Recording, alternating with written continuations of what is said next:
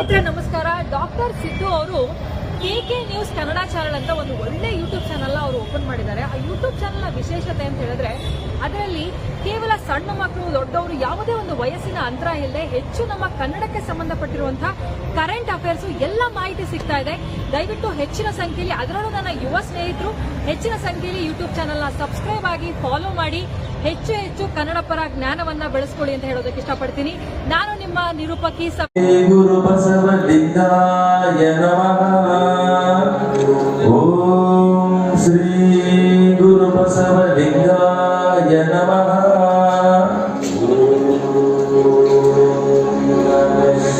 ಹಾಗೆ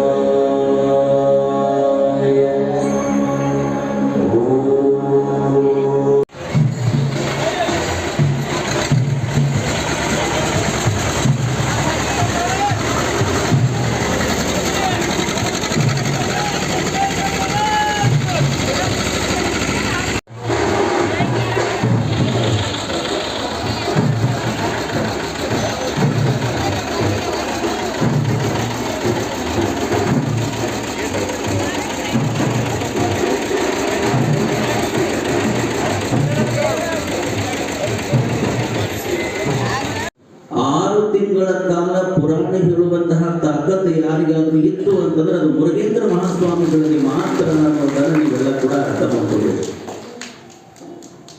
ಬಹುಶಃ ಎಲ್ಲರೂ ಕೂಡ ಮಾತಾಡ್ತಾರೆ, ಆದ್ರೆ ಬೆಳಗಿನ ವಚನಗಳನ್ನು ಬಿಡಿಸುವಂತಹ ಶಕ್ತಿ ಬೇಕಲ್ಲ. ಒಬ್ಬೊಬ್ಬರಲ್ಲಿ ಒಂದೊಂದು ಕಲಾ ಇರ್ತದೆ. ಈಗ ಕರ್ಣ ಹಾಸಿಗೆ ಅನ್ನುವಂತಹ ಪ್ರವಚನ ಅಂದಾಗ ನಮಗೆ ನೆನಪಿಗೆ ಬರೋದು ಯಾರು? ವಚನಶಿಲಾ ಮಂಟಪದ ರುವರಿಗಳಾದ ಚನ್ನ ಬಸವ ಅಪ್ಪಗಳು. ಬಸವ ಪುರಾಣ ಅಂದಾಗ ನಮಗೆ ನೆನಪಿಗೆ ಬರೋದು ಯಾರು? ಮುರುಗೇಂದ್ರ ಮಹಾಸ್ವಾಮಿ. ಅದರೊಳಗೂ ಸಹಿತ ಅಲ್ಲಮ ಪ್ರಭುಗಳ ಬೆಳಗಿನ ವಚನಗಳನ್ನ ಅವ್ರ ಬಾಯಿ ಒಳಗೆ ಕೇಳಬೇಕು ನಾವು. ಅವ್ರು ಯಾವಾಗೋ ಒಂದು ಕಡೆ ಮಾತಾಡೋದನ್ನ ಕೇಳಿದ್ದೆ, ಮುಳ್ಳಿಗೆ ಮುಳ್ಳು ಹಚ್ಚಿ ಬರಕ್ ಹೋಗುದು ಅಂತ ಹೇಳ್ತಿದ್ರು.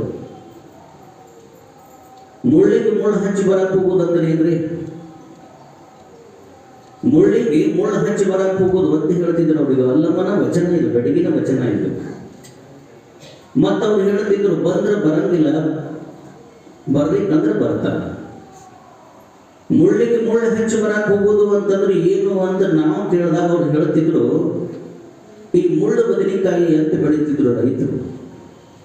ಈ ಮುಳ್ಳು ಬದನೆಕಾಯಿ ಅಂತ ಏನು ಬೆಳೀತಿದ್ರಲ್ಲ ರೈತರು, ಆ ರೈತ ಮುಳ್ಳು ಬದನೆಕಾಯಿ ಹಚ್ಚಿದಂತ ಇನ್ನೊಬ್ಬರು ಅದನ್ನ ಹರ್ಕೊಂಡು ಹೋಗಬಾರ್ದು ಅಂತ ತಿಳ್ಕೊಂಡು ಅದಕ್ಕೆ ಮುಳ್ಳಿಗೆ ಬೆಲೆ ಹಾಕಕ್ ಹೋಗಿದ್ರಂತ. ಅದಕ್ಕೆ ಮುಳ್ಳಿಗೆ ಮುಳ್ಳು ಹಚ್ಚಿ ಬರಕ್ ಹೋಗ್ಯಾನ ಅಂತ ಅವ್ರು ಹೇಳ್ತಿದ್ರು. ಅವ್ರು ಬಾಯಾಗ ಕೇಳೋದ ಒಂದು ಅದು ಬಹಳ ಚಂದ. ಲೇ ತಮ್ಮ ಅಂದ್ರೆ ಮುಗಿದು ಹೊತ್ತು. ಇಲ್ಲೇ ಹೋದ ವರ್ಷನೂ ಯಾವಾಗೂ ಒಂದು 3-4-5 ವರ್ಷದ ಹಿಂದೆ ಇಲ್ಲಿ ಶಿವಲಿಂಗ ಅಜ್ಜವ್ರದ್ದು ಒಂದು ಮಠದಾಗ ಕಾರ್ಯಕ್ರಮ ಮಾಡಿದ್ರು.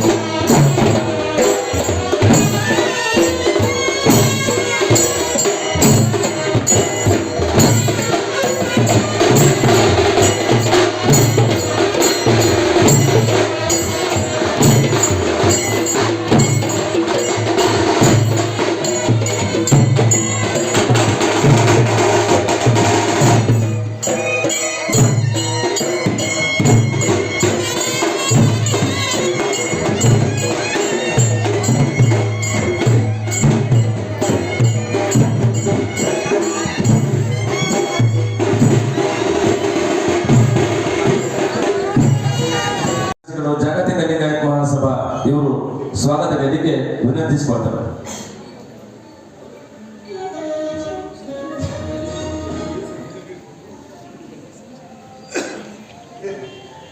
ಓಂ ಶ್ರೀ ಗುರು ಬಸವಲಿಂಗಾಯ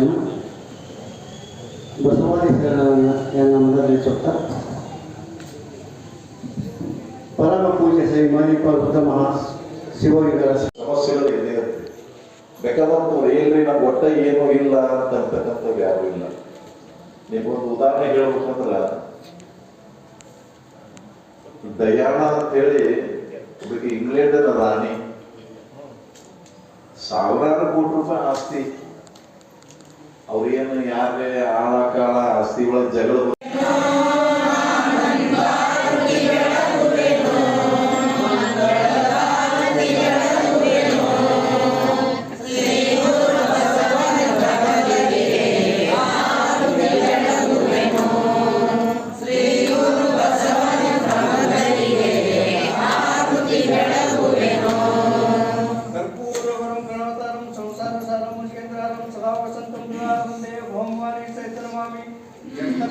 पार्वती परमेश्वरम जय मंगलम यारो वाले वे बैठे ಇಲ್ಲಿ ಬಂದ राजोटेश्वर महाराज की स्वामी जी महाराज की ನಮ್ಮ ಭವನೆಯನ್ನ ದೂರ ಮಾಡೋದಕ್ಕಾಗಿ ಪುಣ್ಯ ಸ್ಮರಣೆಯನ್ನ ಮಾಡುವಂತದ್ದು ಅವ್ರು ನೆನೆಯುವಂತ. ಈಗ ನಿಮ್ಗೆಲ್ಲರ ಕೈಯಾಗ ಕಾರ್ ಗಾಡಿ ಅದಾವ ಅಂತ ತಿಳ್ಕೊಡ್ರಿ. ಕಾರ್ ಗಾಡಿ ಒಳಗೆ ಹೋಗ್ಬೇಕಾದ್ರೆ ಕಾರ್ ಗಾಡಿ ಡ್ರೈವಿಂಗ್ ಸೀಟ್ ಮುಂದೆ ಕೂತವ್ರು ಗೊತ್ತಾಗೈತಿ. ಕಾರ್ ಗಾಡಿ ಮುಂದೆ ಒಂದು ದೊಡ್ಡ ಗ್ಲಾಸ್ ಹಾಕಿರ್ತಾರೆ. ದೊಡ್ಡ ಗ್ಲಾಸ್ ಅದಕ್ಕೆ ಹಾಕ್ಯಾರ ಅದನ್ನ, ದೊಡ್ಡ ಗ್ಲಾಸ್ ಮುಂದಿನ ರೋಡ್ ನೋಡೋದಕ್ಕೆ ಹಾಕ್ಯಾರ.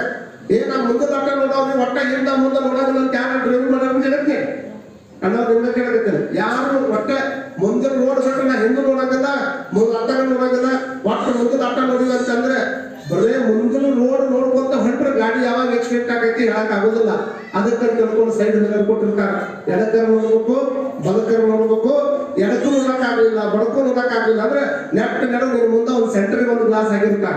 ವಿಚಾರ ಮಾಡ್ಕೊಂಡು ಹೋಗಿದ್ದೀನಿ. ಯಾಕೆ ಹೇಳಕತ್ತೀನಿ ಅಂದ್ರೆ ನಿಮ್ಮ ಗಾಡಿ ರೋಡಿನೊಳಗೆ ಬಹಳ ಚಂದ ಹೋಗ್ಬೇಕಾಗಿತ್ತು ಅಂದ್ರೆ ದೊಡ್ಡ ಗ್ಲಾಸ್ನಾಗ ಬರೀ ಮುಂದಿನ ಅಟ್ಟ ನೋಡ್ಕೊಂತ ಹೊಂಟ್ರೆ ಅದು ಯಾವಾಗ ಹೋಗಿ ಆಕ್ಸಿಡೆಂಟ್ ಆಗ್ತದೆ ಹೇಳಕ್ ಆಗಂಗಿಲ್ಲ.